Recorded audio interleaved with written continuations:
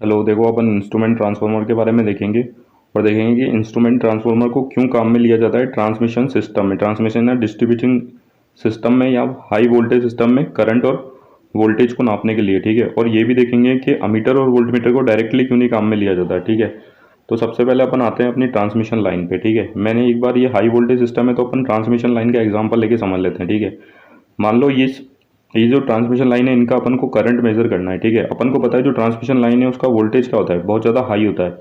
ठीक है, और अपन को पता है अपने जो अमीटर और वोल्टमीटर जो अपन अपन ने मैन्युफैक्चर करे हैं इनकी जो रेटिंग होती है, ये लो वोल्टेज डिवाइस है। अगर मैंने इसको यहाँ पे कनेक्ट किया मीटर को तो सारा करंट इससे पास करेगा जो कि बहुत ज़्यादा हाई होगा, तो ये अमीटर तो यहीं बंद कर जाएगा। ठीक है, और ये मेजर कर ही नहीं पाएगा। ठीक है, तो ये वाली दिक्कत है, अपन हाई वोल्टेज जो सिस्टम है उसमें अमीटर से करंट अपन मेजर कर ही नहीं सकते। ठीक है, क्योंकि अमीटर की रेंज भी कम होती है और ये लो वोल्टेज डिवाइस है।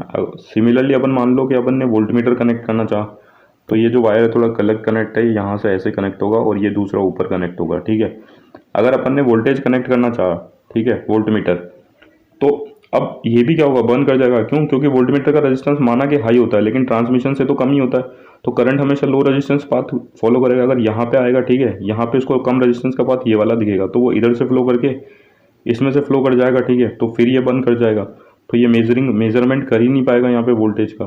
तो इन सब चीज़ों को ओवरकम करने के लिए अपन ने क्या किया, इंस्ट्रूमेंट ट्रांसफार्मर का यूज़ किया। तो मैंने ये वाली चीज़ लिख भी रखी है, जो ये जो इसका ड्रॉबैक है, बिकॉज मेजरिंग इंस्ट्रूमेंट और meter are low voltage device. क्योंकि मेजरिंग इंस्ट्रूमेंट और मीटर है अपने, ठीक है, वो क्या है, लो वोल्टेज डिवाइस है जैसा मीटर और वोल्ट मीटर। ठीक है, so can not be connected to high voltage circuit for the purpose of measurement and protection of the system.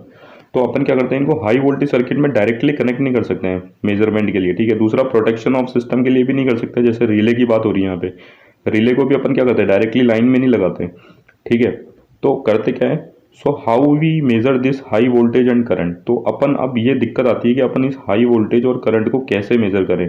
तो इसके दो रास्ते हैं, या तो अपन क्या करें, अपने मेजरिंग इंस्ट्रूमेंट की रेंज बढ़ा लें। ठीक है, ठीक है, अगर, लेकिन ये वाली बात है कि अपन उसकी रेंज बढ़ा तो लेंगे लेकिन ये प्रैक्टिकली इतना पॉसिबल भी नहीं है। और दूसरा, अगर अपन ने बढ़ा भी ली तो बहुत ही ज़्यादा एक्सपेंसिव होगा। लेकिन दूसरा तरीका है और जो बहुत ही कारगर साबित हुआ एसी के केस पे, there is another technique like using the property of conversion within AC current as well as voltage. लेकिन ये जो टेक्निक है कन्वर्जन की, ये सिर्फ अपन क्या कहा, एसी करंट और वोल्टेज के टर्म्स में काम कर सकते हैं। देखो ये काम कैसे करती है, अपन को पता है जो ट्रांसफार्मर होता है वो वोल्टेज को ट्रांसफॉर्म कर देता है। मान लो प्राइमरी साइड में वोल्टेज वी है, बहुत ज़्यादा है, तो अपन इसको कम करके according to the turn ratio N1/N2 इधर अपन स्टेप डाउन कर सकते हैं इसी वोल्टेज को। ठीक है, अब यहाँ पे वोल्टेज कम कर देंगे अपन, और कम किसके अकॉर्डिंग कर देंगे, जितनी अपनी अपनी अप्लायंस की रेटिंग होगी। जैसे अमीटर की रेटिंग कम की है तो अपन उसको कम का उतना ही कम करेंगे। तो अपन उस कम वाली वैल्यू को जो यहाँ पे आई उसको अमीटर के थ्रू पास करवा देंगे और रीड कर लेंगे। ठीक है, अब रीड करने के बाद क्या करेंगे, अपन उसको वापस टर्न रेशियो से मल्टीप्लाई कर देंगे, तो जो इधर वैल्यू थी वो अपनी एक्चुअल आ जाएगी। और सिमिलर केस अपन ट्रांसफॉर्मर उसके साथ काम में लेंगे, वोल्टमीटर के साथ। तो ऐसे करके अपन ने ये देखा कि जो इंस्ट्रूमेंट ट्रांसफॉर्मर है, इंस्ट्रूमेंट है, उसको अपन इस ट्रांसफार्मर के साथ अगर जोड़ दें तो अपन अपना जो जो दिक्कत थी वो अपनी सॉल्व हो सकती है। ठीक है, और दूसरी जो बात है यहाँ पे ये भी करता है कि इसको क्या, जो अपना इंस्ट्रूमेंट होगा मेजरिंग इंस्ट्रूमेंट, उसको यहाँ पे आइसोलेट कर दिया, वो हाई वोल्टेज सर्किट में अटैच नहीं है अभी। ठीक है, तो अपन ये वाला काम यहाँ पे कर सकते हैं। ये देखो मैंने लिख भी दिया, V1/V2 इक्वल्स टू N1/N2 होता है। ठीक है, ऐसे करके अपन वोल्टेज को स्टेप अप भी कर सकते हैं और स्टेप डाउन भी कर सकते हैं। ऐसे ही अपन करंट को भी स्टेप अप स्टेप डाउन कर सकते हैं। तो अपना अपना जो अमीटर वाला केस है उसके लिए भी अपने पास इक्वेशन है, और दूसरा जो वोल्टेज का केस है उसके लिए भी अपने पास इक्वेशन है। ठीक है, तो ये चीज लिख भी रखी, स्टेप डाउन द वोल्टेज और current to the usual range of device. अपन वोल्टेज और जो करंट होगा उसको कितना स्टेप अप और कितना स्टेप डाउन करेंगे, जितनी अपनी डिवाइस की रेंज है। ठीक है, जिस रेटिंग के लिए अपना डिवाइस मैन्युफैक्चर हुआ है, जैसे अपना वोल्ट मीटर है या मीटर। ठीक है, unique magnitude is decided by simply multiplying the actual with the turn ratio. Uniquely multiply, ये देखिए फिर लिखा भी है, unique magnitude is decided by simply multiplying the outcome with the turn ratio. यहाँ पे जो अपना आउटकम आएगा, ठीक है, जो अमीटर अपना रीड करेगा या वोल्ट मीटर अपना रीड करेगा, उसको अगर अपन टर्न रेशियो से मल्टीप्लाई कर देंगे तो अपनी जो यूनिक वैल्यू है इस साइड की वो अपन आराम से हासिल कर सकते हैं। ठीक है, अब देखो ये लिखा है, so such type of transformer with precious turn ratio is called instrument transformer.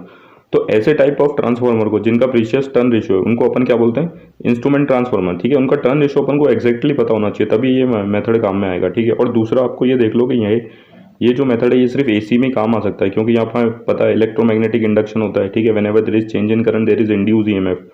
तो ये इसका सबसे बड़ा ड्रॉबैक ये इस मेथड का, इंस्ट्रूमेंट ट्रांसफार्मर का, यही है, ये सिर्फ एसी सिस्टम में काम में आता है, ठीक है। अब देखो दूसरा, सो सच टाइप ऑफ ट्रांसफार्मर ये अपन ने देख लिया।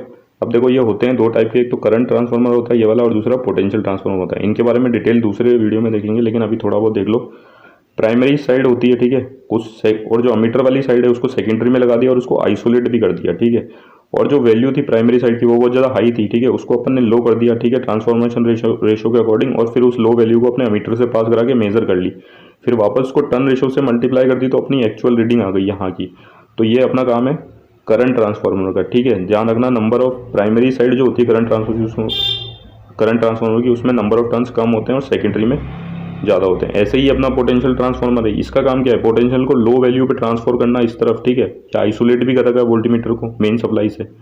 अब ये क्या करेगा, इसमें याद रखना प्राइमरी साइड में ज़्यादा टर्न होते हैं और सेकेंडरी में कम टर्न होते हैं, ठीक है। फिर ये लिख भी रखा, instrument transformer are use to the reduce the voltage current level to low level. यहाँ पे देखो जो अपने बात किया, जो करंट लेवल वोल्टेज का लेवल था यहाँ पे हाई था, इसको लो लेवल में करा, ठीक है। जैसे ही यहाँ पे वोल्टेज का लेवल इस तरफ हाई था, इसने लो लेवल पे कन्वर्ट कर दिया इसकी वोल्टेज की वोल्टमीटर की रेटिंग के अनुसार। और दूसरा क्या काम किया, वोल्टमीटर और अमीटर इनको देखो मेन सप्लाई से आइसोलेट भी कर रखा है, तो इसके ये दो फंक्शन है, ठीक है। और दूसरा याद रखना, इंस्ट्रूमेंट ट्रांसफार्मर प्रोटेक्शन के काम में भी आता है और दूसरा मेजरमेंट के भी काम में आता है, जैसे करंट ट्रांसफार्मर और पोटेंशियल ट्रांसफार्मर होते हैं। और दूसरा ये रिले वगैरह में भी इसका ऑपरेशन काम में आता है इंस्ट्रूमेंट ट्रांसफार्मर का। और एक ड्रॉबैक है इंस्ट्रूमेंट ट्रांसफार्मर का क्या, कि ये सिर्फ यूज होता है एसी की केस में।